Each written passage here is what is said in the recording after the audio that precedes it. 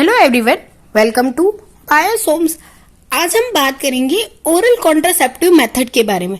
जी हाँ, अभी पिछले कुछ लेक्चरों में हमने डिफरेंट टाइप की कॉन्ट्रासेप्टिव मेथड्स के बारे में बात की। आज हम बात करेंगे ओरल कॉन्ट्रासेप्टिव मेथड्स के बारे में।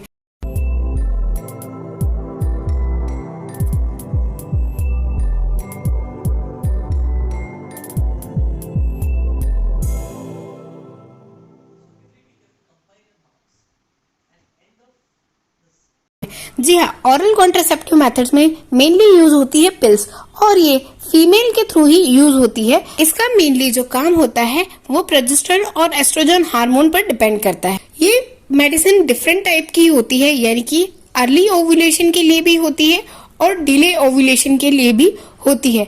ये वैसे तो इनहिबिशन करती है ओव्यूलेशन का, यानी ओवम के फॉर्मेशन को डिले करती है और साथ ही ये इम्प्लांटेशन को भी रोकती है। यानी कि ये पिल्स कॉन्ट्रासेप्टिव मेथड इसलिए भी होती है क्योंकि ये अनवांटेड प्रेगनेंसी को रोकती है। यानी कि जब ओव्यूलेशन ही नहीं होगा प्रॉपर तो फर्टिलाइजेशन के चांस बहुत कम हो जाते हैं। साथ ही कभी कभी इस मेडिसिन का अर्ली ओव्यूलेशन के लिए भी यूज किया जाता है, यानी मेंस्ट्रुएशन साइकिल को अर्लियर करने के लिए भी इन मेडिसिन का यूज किया जाता है।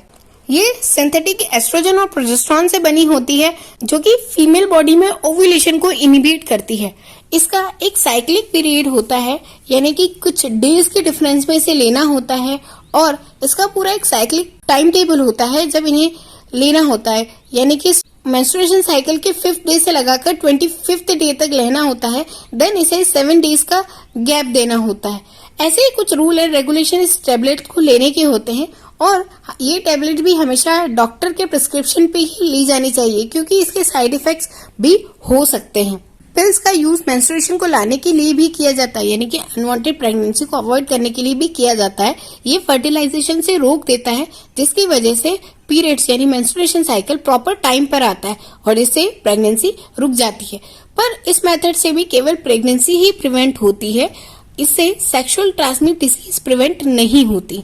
फिर आती है इंजेक्टेबल डिवाइस, यानी इंजेक्टेबल डिवाइस ऐसी डिवाइस है जिसमें इंजेक्शन के थ्रू यानी कि बॉडी में कुछ हार्मोनल कॉम्बिनेशन लगाकर फीमेल बॉडी में इंजेक्ट किए जाते हैं, जिसके थ्रू जो ओव्यूलेशन है वो डिले हो जाता है। यानी ये मेंस्ट्रुएशन साइकिल को डिले करने के लिए किया जाता है, साथ ही प्रेगनेंसी को अवॉइड करने के लिए भी किया जाता है। इसके अलावा भी कुछ और मेथड्स भी होती है जिनका यूज किया जाता है, जैसे इम्प्लांट और नोर प्लांट मेथड होती है जिसमें इमरजेंसी के फॉर्म में कुछ मेडिकेशन दिया जाता है जिससे अर्ली पीरियड्स आ सके।